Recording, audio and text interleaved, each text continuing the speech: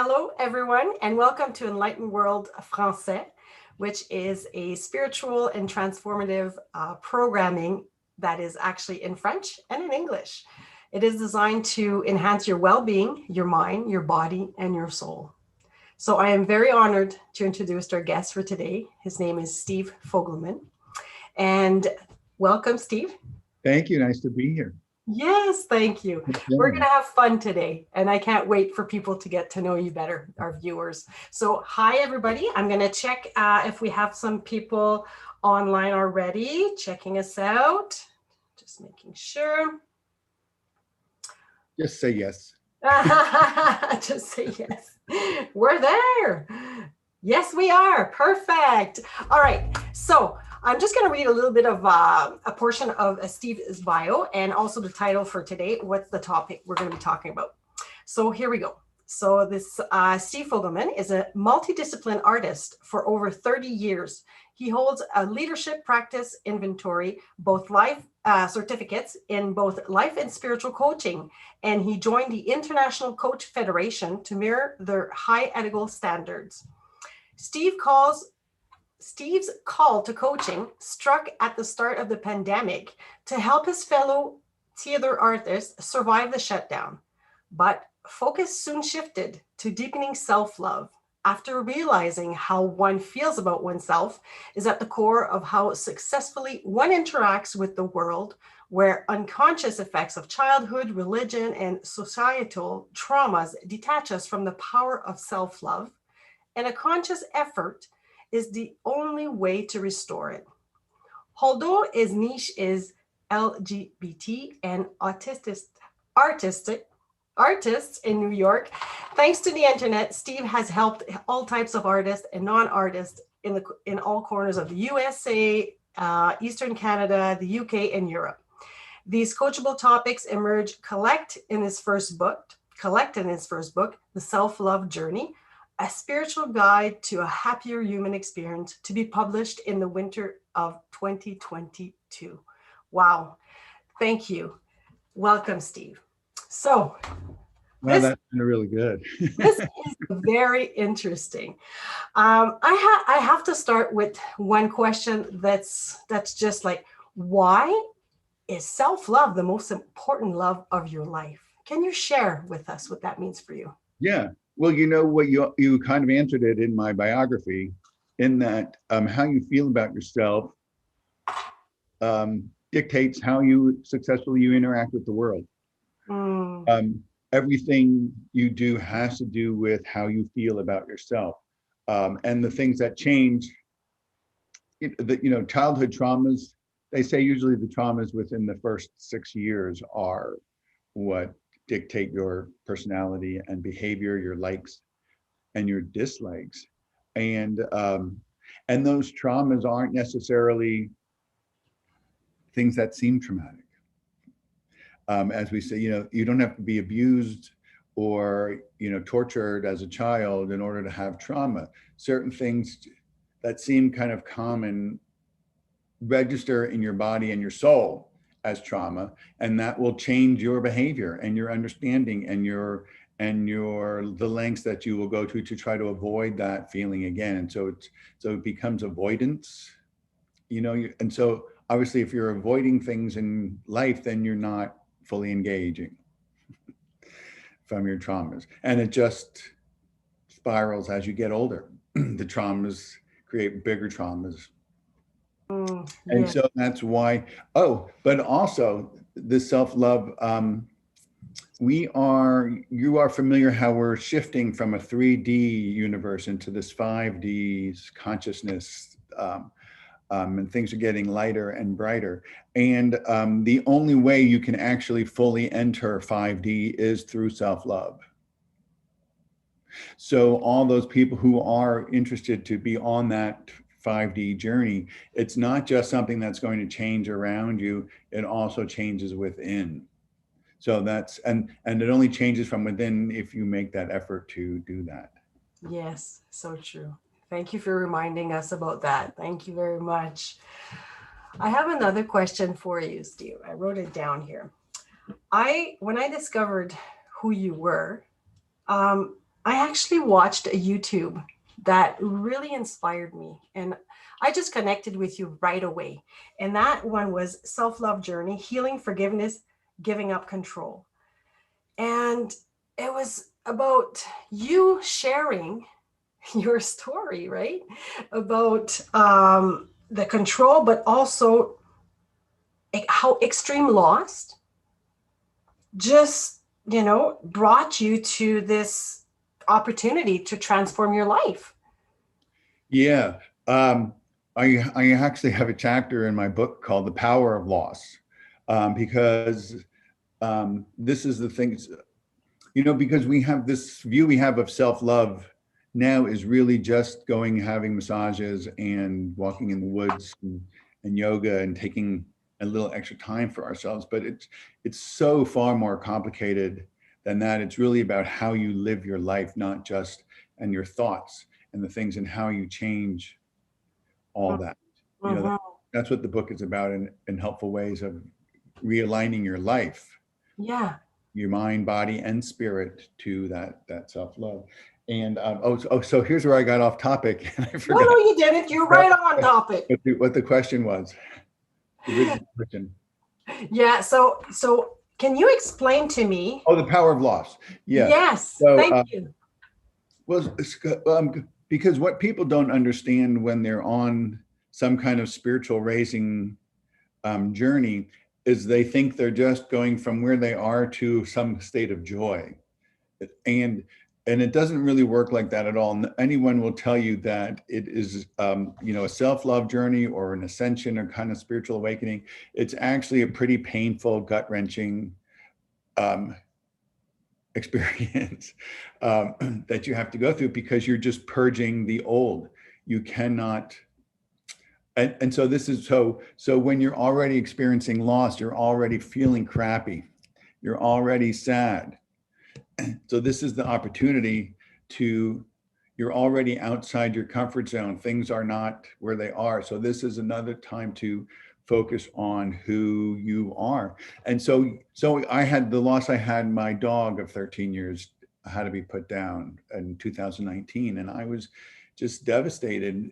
It was like for 6 months, I really was like, I couldn't do stuff. I was,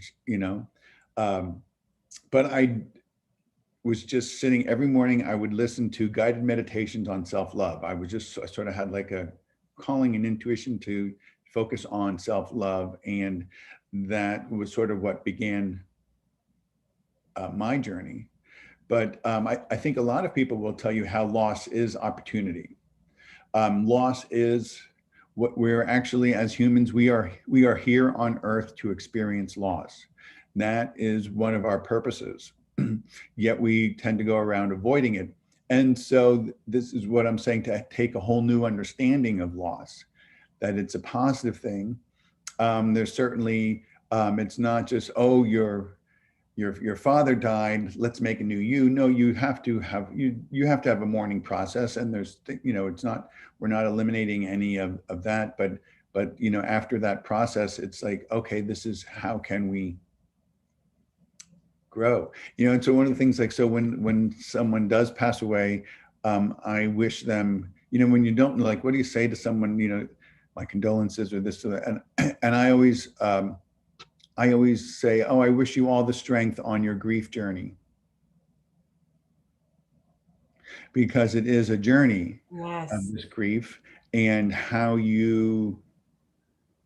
where you want to end up on the journey is up to you. Mm. Yeah. So it is. So one of the things, when my dog had died, I had seen something online about post-traumatic growth. And I was like, oh, I never heard that before. Well, let's do that. So I was, working with a therapist, and we sort of had a focus of creating Steve 2.0. Mm. So basically, loss is an opportunity to make you 2.0. Improve some of the things, know some of the things that you don't like about yourself, and you can work on those and improve the things you do find enjoyable about yourself. Yes, and that's where you took that opportunity, right? During all of that grieving process, going through the coaching, you actually decided, this is my opportunity to actually change my life too. Yeah. Well, I mean, I was fortunate that the pandemic happened. So, um, so everything stopped. And that is what the pandemic was for those of us who are a little more spiritually conscious, that the pandemic has been a reset for Earth. And many of us have taken that opportunity. That's what I sort of finally had, that calling to help the world, in a sense, is what it felt like, and became a coach. Started, changed careers like that. Yeah, but not just any type of coach. You actually, you are a life and a spiritual coach, right? Yes, yes. Well, I started on the spiritual coaching, and I'm sorry, I started as a life coach, and then I remember I had a Sabian astrology reading back in January of 2020. I don't even really know what Sabian is, but a friend of mine said she had, and I just felt like, oh, something inside me just said I needed to do this. And I've had, like, astrology readings throughout the years several times, every couple decades or something, and so this fellow, though, he told me something that no one has ever told me before, and that I needed to come out of the spiritual closet, and that anything that I do that has a spiritual connotation will be successful. Mm. No one has ever told me that before, and so then it was just, oh, well, also, um, as the life coach, then I knew I started writing the book on self-love, and I felt self-love, it really is kind of more of a spiritual aspect of something, and that as a spiritual coach, I can help people and coach them. Everything in the book is coachable, all the different topics, you know what I mean? So that would, it's a spiritual process. And so that just seemed more appropriate as the spiritual coaching. Yeah. And in spiritual coaching, you can actually heal people. Well, I mean, you could in life coaching, you just don't learn as many techniques. Mm. We do, there's different things that you can do. But in spiritual coaching, you can take a client into a meditative state and clear energies and things like that. And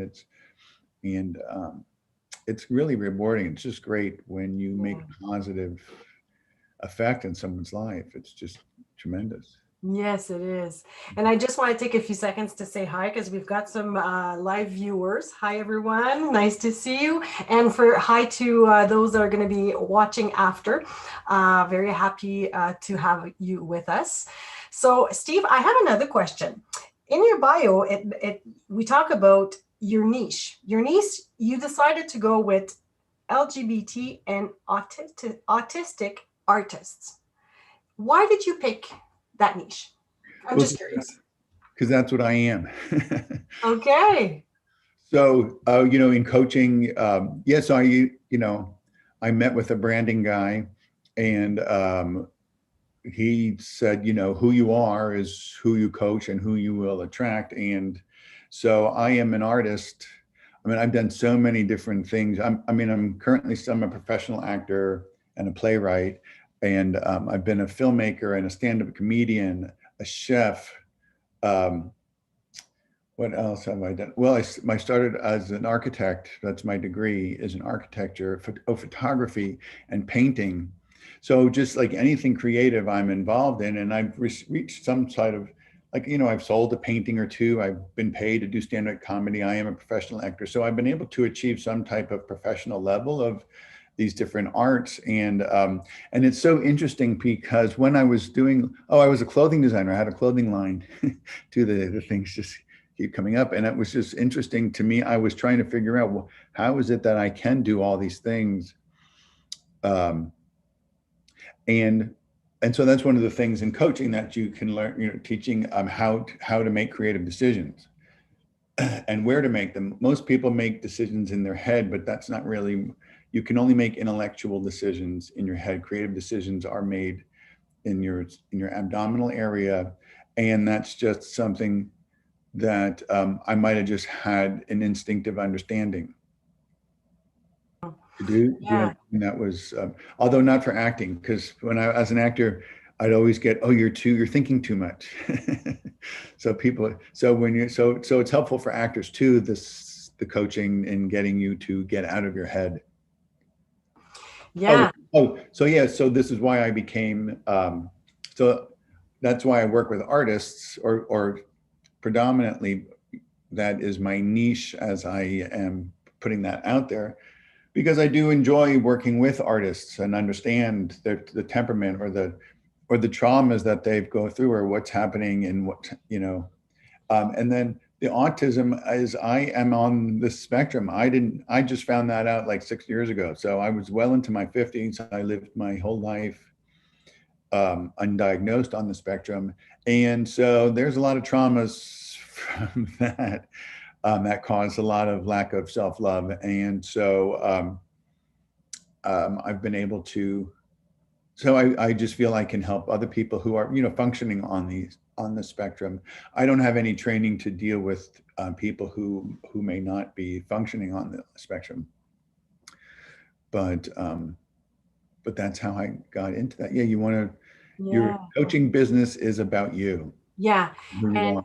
like I mentioned before, when we got started, when I watched your YouTube video, you just being you and explaining a little bit of, all of this, a little bit of who you are and how you got into the coaching and your story, right? In about 10 minutes, I was just like, wow, there's so much that we can offer the world. Your gift is all of that. You don't have one, you have plenty, and that's the beauty of it. And some people think sometimes that we're just meant to do one thing, right? So to hear you say that, I was this, I do that, I'm also a coach, and then I do this too, and I'm writing a book, and it's like, yeah, thank you for sharing all of that and telling people it's doable.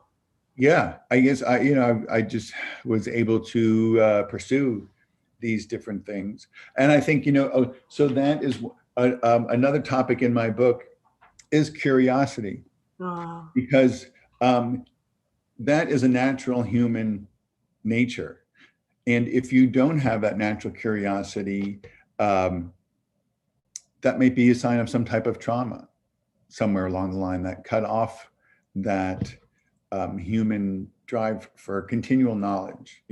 So that's what one of the ways that you can love yourself is to take a class, to get educated. Continuing education and following your curiosity, that's another way of expressing self-love. so that's going to be one topic in your book too, right? That you're going to be Yeah, talking about education and curiosity. Yeah. that. Okay. Anything else you can share a little bit about your book? um, well, I will share with you the number one area to, if you're starting a self-love journey, is self-awareness. Okay. And that's because that's a pretty broad um, way. There's many ways to do that, and maybe all of them can be effective, because until you know who you are, you know what I mean, you can't really know what you don't know what to fix. Mm-hmm. Or not necessarily what to fix, what to heal. Yeah. Yeah. Um, that's a better word. And so that's what, talk about therapy is a good one. Or especially, I always try to encourage a journaling, Mm-hmm. because that really gets to the, if you're writing about what no one else is ever going to read, you're writing just for yourself, you can really get to the depths of what you're feeling and write them down.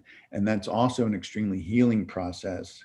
More so, I think there's definitely healing in talking about stuff in therapy, Mm-hmm. but writing things down, you can just go somewhere where you don't even have to think about that other person that you're talking to. You know what I mean? As far as you're not sharing it, you're just expressing it. You're releasing it. Yeah. Without someone who, because people go to therapy. I think there's definitely feelings of possible judgment Mm-hmm. by the other person of what they've done, and so journaling removes any judgment to just fully express. And I did that when my dog died, and I was just like, I can't even look at that stuff. It's just like the saddest stuff, but you just you gotta just purge Yeah. all that stuff out. Yeah, and for you to go through it and having somebody to guide you, to coach you, that's what you, that's what allowed you to, you know, and then tapping into your Yeah, spiritual, right. you know, your spiritual side too. That's what helped you say, you know, I want to do this too. I want to help people in another way, right? And I can help. And this is, I just want to explain quickly the difference between like psychology and a coach, what would happen in the sessions. So like as a coach, I'm not really allowed to deal with your past directly.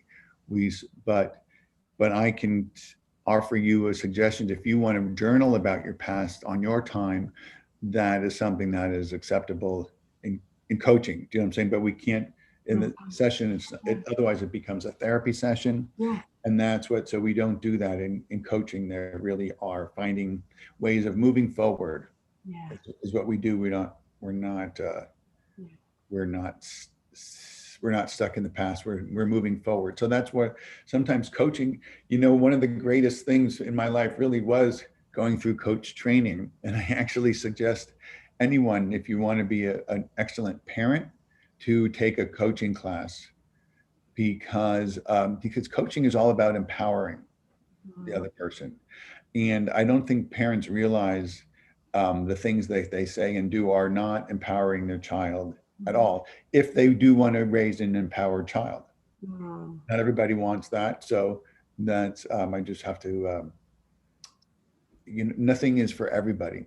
Yeah, that's Uh, true. That's true.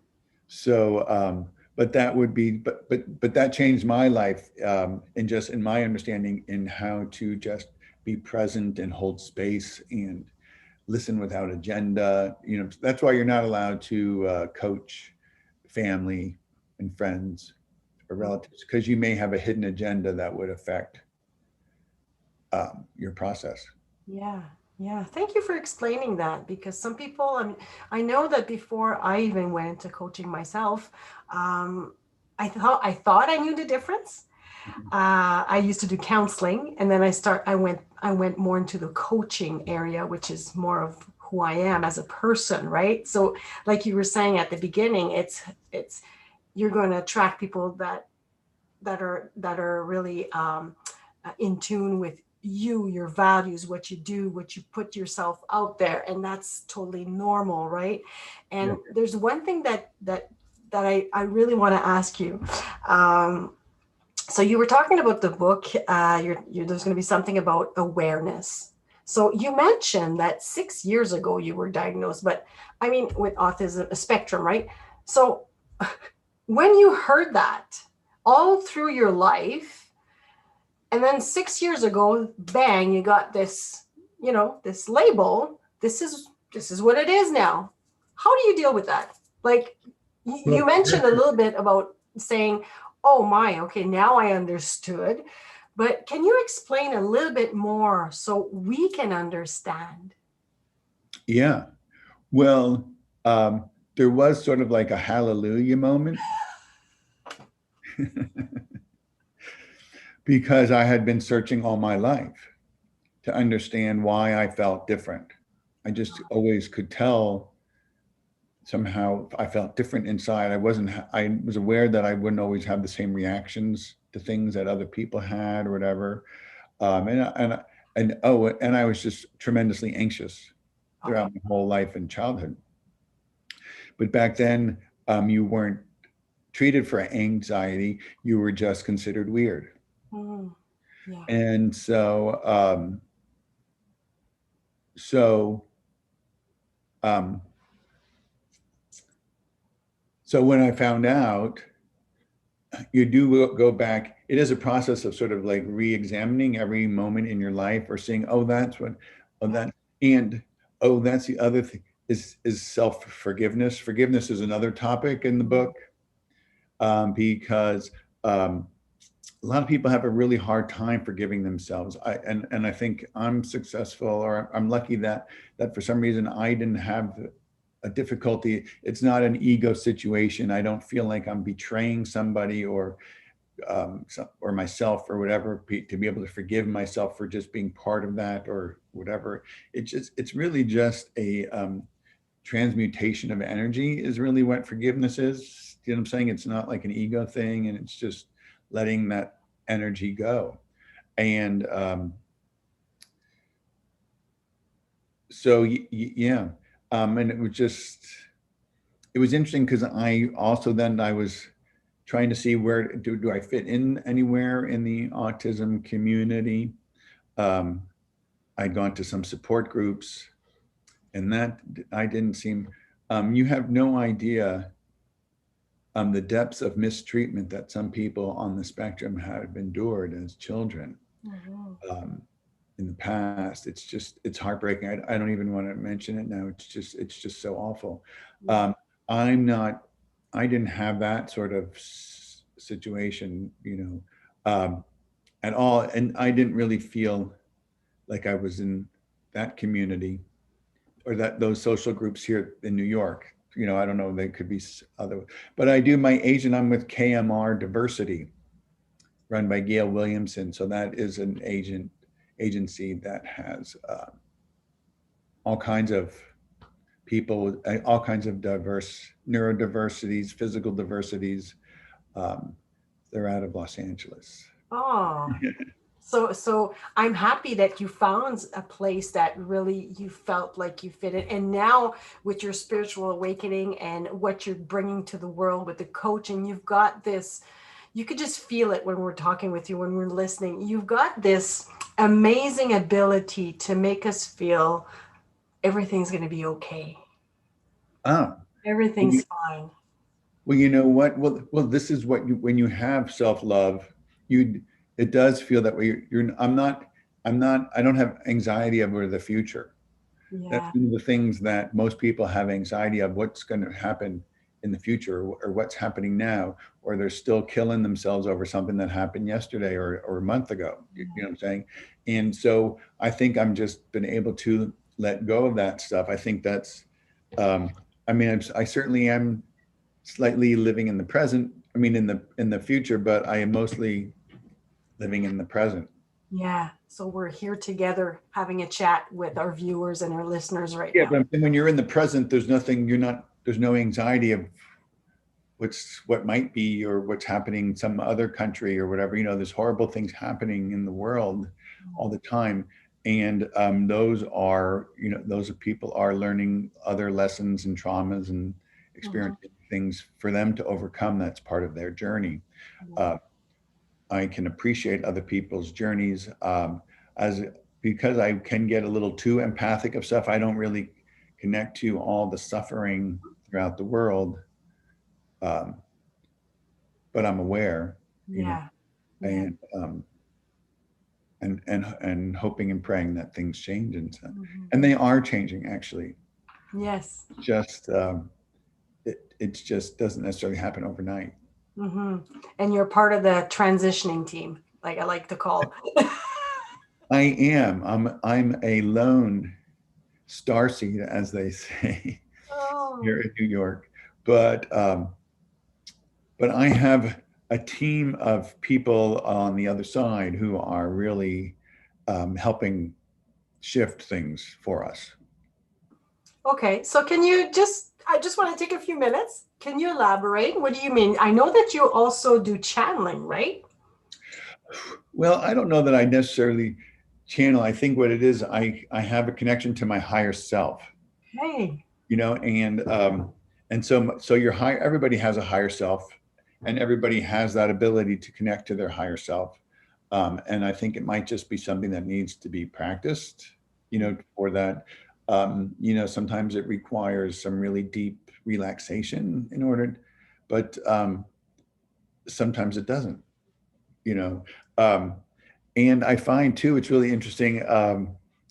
So, because I had studied some psychic ability things before, I took a class, and that was one of my things earlier that I was going to help people because I can read people and tell them what the major traumas are that are blocking them in this lifetime. The major childhood trauma. I would be able to read that in people, which was really interesting. And Oh, see, I lost the topic again. No, you didn't. You're right But, on path. no, I know, but I mean, I lost the train of thought. Okay, and that's perfect, and that's what makes it special because this is us having a discussion, right? Yeah. And we're a team here. So I was asking, so how did the channeling? You mentioned that Oh, you the channeling part. Right. Yeah. So, yeah, I mean, I've seen other people channel things and videos, whatever, and I don't think that that's what I do. And I don't know how I get information. There are things that I knew, like I've things that were happening that I listened to some people on YouTube, and it was just like that they were presenting as news of something that they just channeled, and it's just like, well, I knew that. I knew that like years ago. Where have you been? So I don't know. I don't know specific how I get information or know things. I mean, I in the spiritual realm, I am one of those people who just know. I'm a knower. You know how there's like the knowers or the hearers or the seers or the feelers. I'm a knower. I'm so happy that you're embracing all of this. That I am because you've got lots to offer.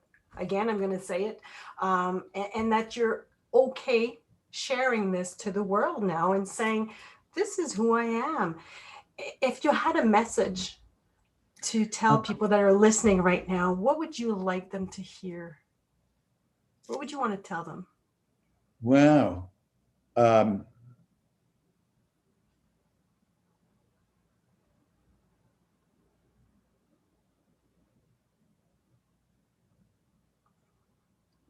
Everything is healable. Mm, okay, thank you. Everything is healable. It's short to the point, but it's very powerful. Yeah. And reach out, right? Reach out, find the coach that you need, find the worker, the health, the energy worker, the light worker that attracts you, that, you know, sometimes it might be one word, something that that person says. Like I was looking, like I said, like I was looking to your video and I was like, oh my God, I could feel the essence. I could feel the real authentic you. And that's what drawn me to you, have a chat, start having a chat with you, and then saying, hey, let's meet and share your gifts to the world here. Yeah, but it's always nice to talk with you. Yeah. Yeah, that's a video on my YouTube, the Fogelman Artist Coaching YouTube channel, um, and on my website. Mm-hmm. That's fac.coach. It's really great they have this coach thing now. Like you can fac.coach. You can't really forget that. That's why I picked a really simple one. Um, but yeah, I always say, because I'm an actor and I'm a playwright, and I'm currently working on a solo performance play, a one-man show, and I always say that my life is my art. So, so, and it really is. It's one of those things that you realize, those things that most of us think, oh, that needs to be secret, or that people can't know about that. It's actually what makes you really interesting. And it's not really anything that be embarrassed about or things like, you know what I'm saying? So I'm aware of those sort of things.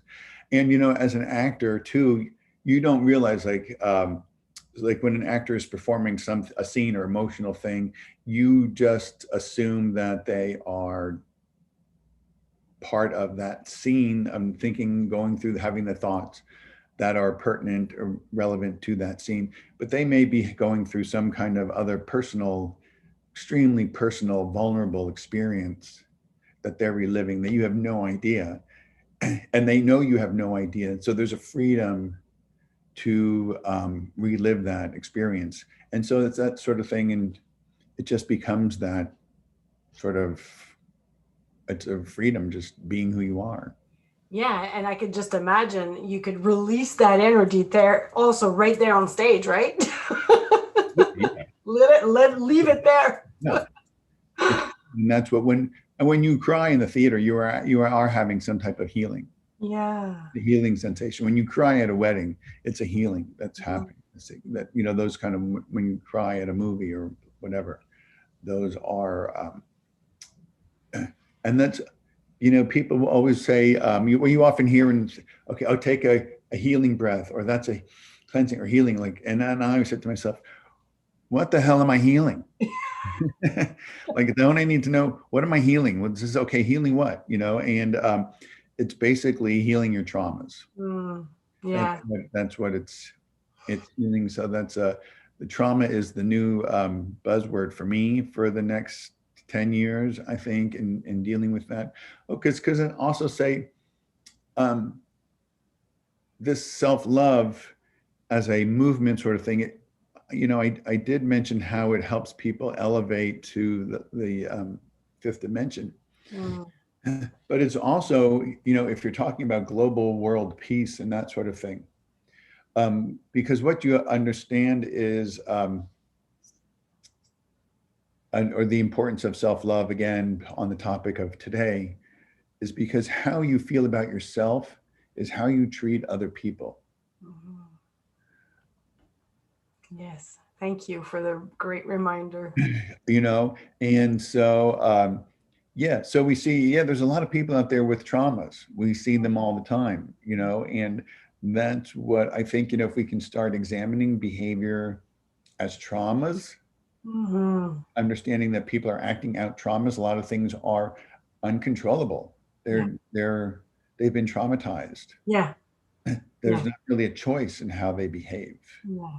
And so that's another little bit of, you know, compassion when you're seeing someone acting out, or even if, you know, your boss is talking to you angry, obviously they don't like themselves, or they're having some problems at home or something, you know, there's issues of, but we can bring awareness to this issue that we need to, trauma does not belong in the workplace. You know, trauma does not belong in our, you know, people need to be healed a certain level of trauma, I think, before they can be effective. Yeah. Well, thank you, Steve. Just love the, you know, having the compassion for one another, for ourselves, self-love for ourselves, but also for others. And that's the way we can help each other, right? Absolutely. Grow and also expand. So if people want to really reach out to you and either learn more of what you do, or, you know, hire you as a coach, their coach, what's the best way they can contact you? Yeah, well, you know, my website I mentioned is www.fac.coach. And I think I put a couple of links. Did Facebook page? Is there a Facebook page, or your YouTube channel? There's Fogelman Artist Coaching is the name everywhere. There's a Facebook page. The YouTube channel is that.